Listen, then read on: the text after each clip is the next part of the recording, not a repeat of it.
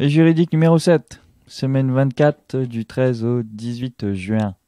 Donc proposition de loi constitutionnelle, sur le principe d'indisponibilité du corps humain. Donc on a déjà vu la semaine dernière, donc je vais pas y revenir, c'est les problèmes avec la GPA. Ils veulent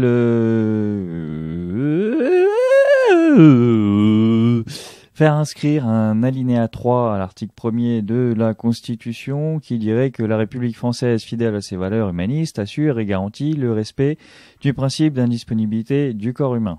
Proposition de résolution européenne. Donc proposition de résolution européenne pour une stratégie européenne du numérique global offensive et ambitieuse, surtout ambitieuse, car en 2013, il y a une commission sénatoriale de 33 sénateurs en plein scandale Snowden, ont voulu analyser quel nouveau rôle et quelle stratégie l'Union européenne pourrait avoir dans la gouvernance mondiale de l'Internet.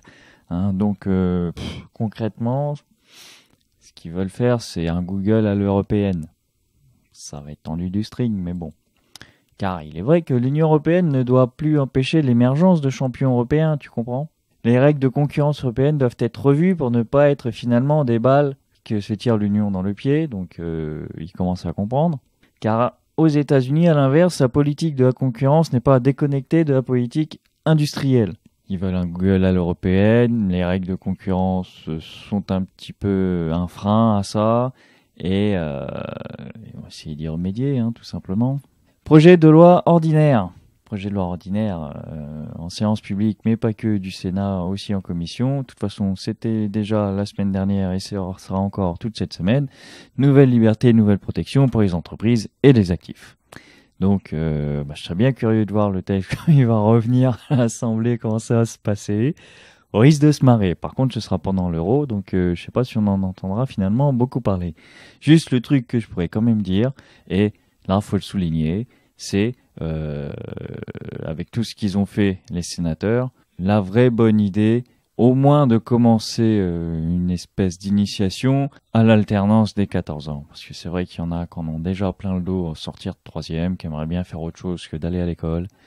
Et pendant tout ce temps-là, alors qu'on l'a déjà mis sur le tapis plusieurs fois, l'apprentissage dès 14 ans, oh non, l'école de la République, machin bidule, pour des gens que ça n'intéresse plus du tout. Il faudrait pouvoir, donc, ils commencent à le proposer, peut-être qu'un jour ça arrivera, et il y en a plein que ça intéresse, je vous jure, c'est pas bafouer les droits de rien du tout. Sortir du collège, il y en a qui en ont plein le dos de l'école, ils veulent apprendre quelque chose d'intéressant, commencer à vivre, gagner un petit peu de sous. Voilà, quoi, c'est tout. Projet de loi ordinaire, commission de l'Assemblée nationale pour la reconquête de la biodiversité, de la nature et des paysages. Donc, on a fait le tour déjà plusieurs fois, donc s'y référer, la semaine dernière notamment, et la veille 2 ou 3, je ne sais plus. Ensuite, projet de loi visant l'approbation de conventions de coopération militaire entre la Croatie, la Guinée, le Mali, la Nouvelle-Zélande et la Lituanie. Donc autant dire que, en plus, monsieur dont j'ai oublié le nom est venu parler de la condition militaire il y a 15 jours. Voilà, il y a aussi tout ça derrière. Projet de loi organique, séance publique de l'Assemblée nationale. Pourquoi projet de loi organique ? Ordinaire, c'est moi qui sais plus lire. C'était pas assez gros, voilà. Vote et explication de vote, et je vais essayer de faire quelque chose, je ne sais pas, je vais voir. De quelle manière, comment, pourquoi, qui donc, qui va là, qu'est-ce qu'il a, qui c'est celui-là. Donc sur la lutte contre la corruption, donc la loi Sapin 2, et la compétence du défenseur des droits, donc le volet défenseur des droits de la loi Sapin 2. Proposition de loi ordinaire, contrairement à tout à l'heure, organique. Donc proposition de loi ordinaire relative au débroussaillement. Ce qu'il faut bien comprendre avec la problématique du débroussaillement, c'est que le périmètre normatif entourant à l'heure actuelle le débroussaillement n'est pas sans susciter de problèmes de mise en œuvre de fait des ambiguïtés qui pèsent sur son interprétation et des obligations d'intervention que le débroussaillement impose sur des fonds voisins à certains propriétaires de parcelles, et ce, de manière parfois floue. Comment dire ? En effet, périmètre normatif, ça veut dire le normatif, c'est la loi. Le périmètre de la loi est flou. Le périmètre de la loi est pas flou. Dans les articles du Code civil, c'est 2 mètres en fonction de la hauteur des arbres, ou 1,50 m. Là, pour le coup, c'est C'est lui qui est en train de me flouter avec son exposé des motifs.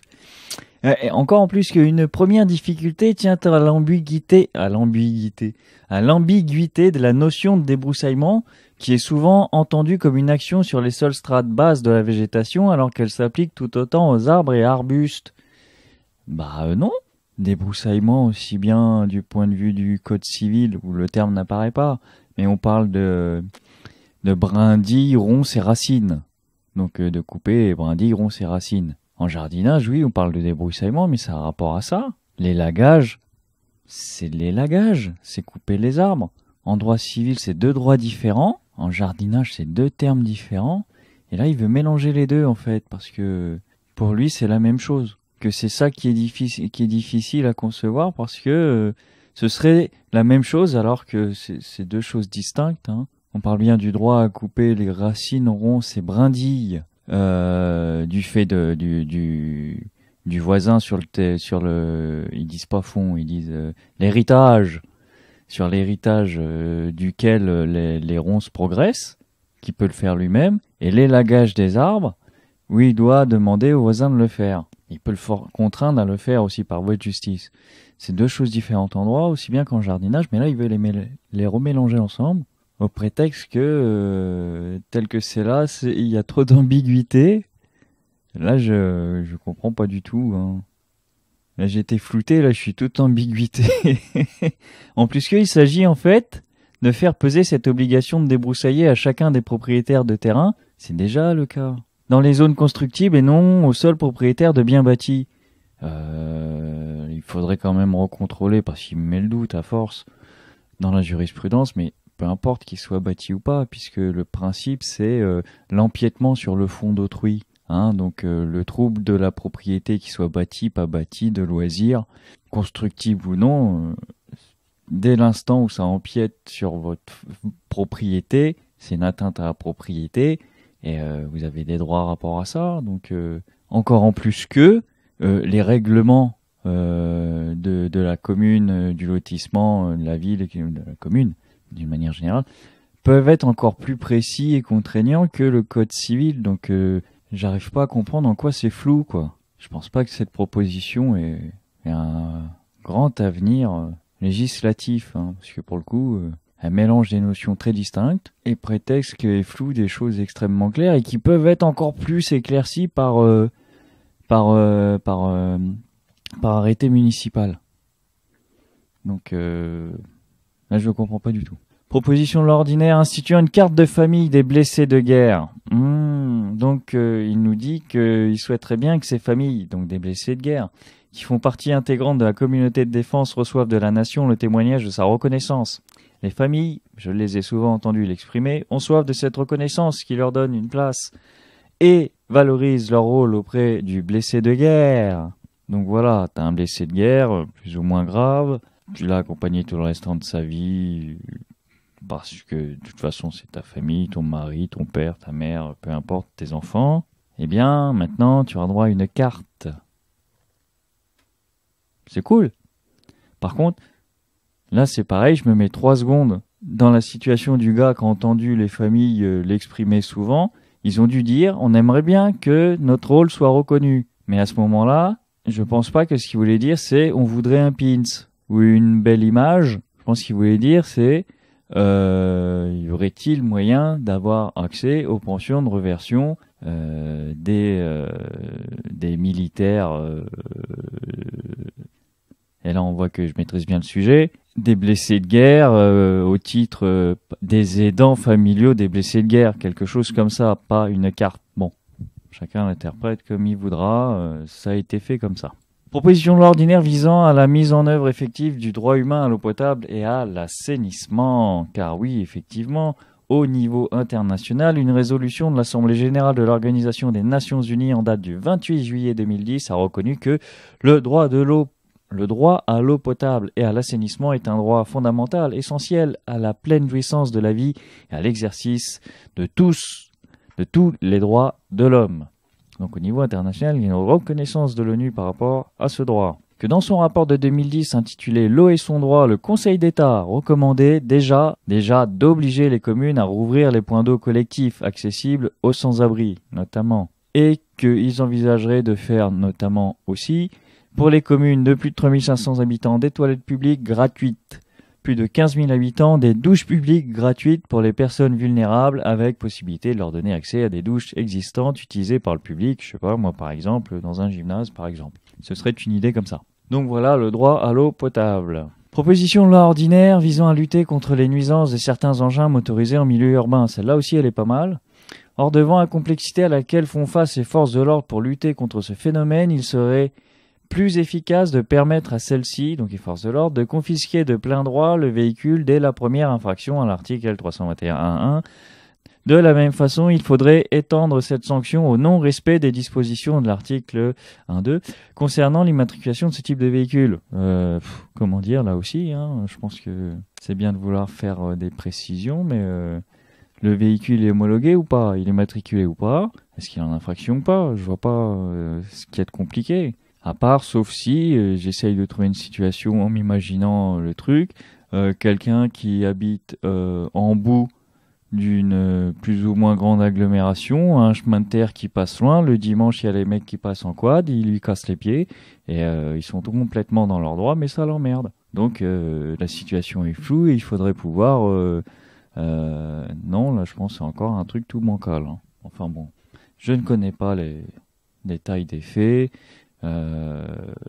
mais d'un strict point de vue du droit, il y a des véhicules homologués, des non homologués, des obligations d'immatriculation, des pour la route, et aussi tout le principe de nuisance du voisinage, de trouble anormal du voisinage. Je ne sais pas s'il faut apporter de plus là. Pour l'avenir de notre système de soins, alors l'article 11 de ce projet, de cette proposition de loi prévoit que le gouvernement remette au Parlement, dans un délai d'1 an à compter de la promulgation de la présente loi, un rapport sur les conditions dans lesquelles pourrait être mis en place un véritable parcours de prévention pris en charge par l'assurance maladie. Ce parcours pourrait donner lieu à la signature d'un contrat de prévention signé par l'assuré qui s'engagerait à être pleinement acteur de son maintien en bonne santé. Donc il va falloir signer un contrat comme quoi on va tout faire pour rester en bonne santé. Mais bien sûr, ça va être de la responsabilité des gars de rester en bonne santé. Si tu tombes malade, t'as tort. Donc quoi, on va te sucrer les allocs? Allez, on va te sucrer les allocs, excuse-moi, pardon, je m'ai trompé. Alors quoi, on va te dérembourser les médicaments parce que t'es tombé malade et que en fait tu devrais pas. C'est extrêmement bizarre quand on voit toutes les cochoncetés qu'il y a dans la bouffe industrielle, plus tout ce qui va arriver dans le futur, que c'est pas fini. À la limite pour le tabac, je pourrais comprendre. Vous avez chopé cette merde parce que ceci, cela, tant pis pour vous. À la limite, pourquoi pas. Mais pour le reste, si le médecin pouvait voir venir une maladie, tu crois pas que ce serait déjà fait? Bref. Très intéressant, j'aimerais bien voir comment est-ce que ça peut être mis en œuvre, tiens. Dans l'aspect effectif du truc, voir le résultat de cette prise en charge de l'assuré pour son maintien en bonne santé. Il y aura aussi des propositions de loi visant à lutter contre le recours à une mère porteuse, déjà parlé, donc s'y référait la semaine dernière, relatives au remboursement des taxes d'aéroport, idem, et visant à lutter contre la discrimination à raison de la précarité sociale, tout pareil. Il fait un bon laïus là-dessus, c'est le revoir. Proposition de résolution. Donc proposition de résolution visant à protéger le système de crédit immobilier français dans le cadre des négociations de Bâle. Là, celle-là aussi elle est bien. Souhaite également que les établissements bancaires français conservent la possibilité d'attribuer des prêts immobiliers sur la base d'une analyse préalable de la solvabilité et de la situation financière des emprunteurs. C'est pas mal. Comme si les crédits, les établissements financiers de crédit non français accordaient des prêts, finalement, c'est ça qui est dit quelque part, sur autre chose que la base de la capacité de remboursement des emprunteurs.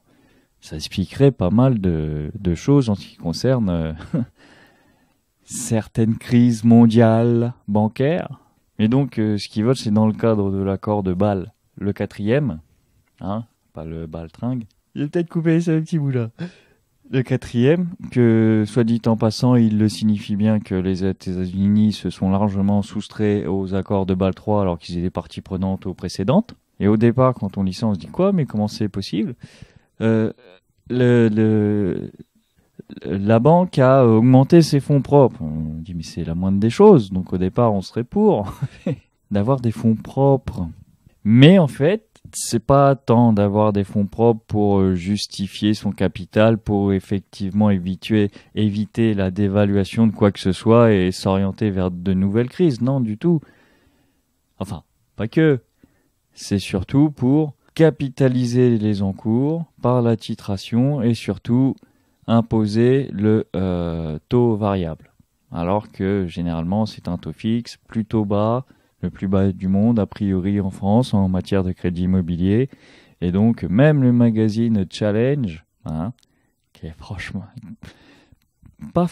qui n'est, comment dire, qui ne fait pas l'apologie du communisme par exemple, s'en inquiète de cet accord de Bâle 4.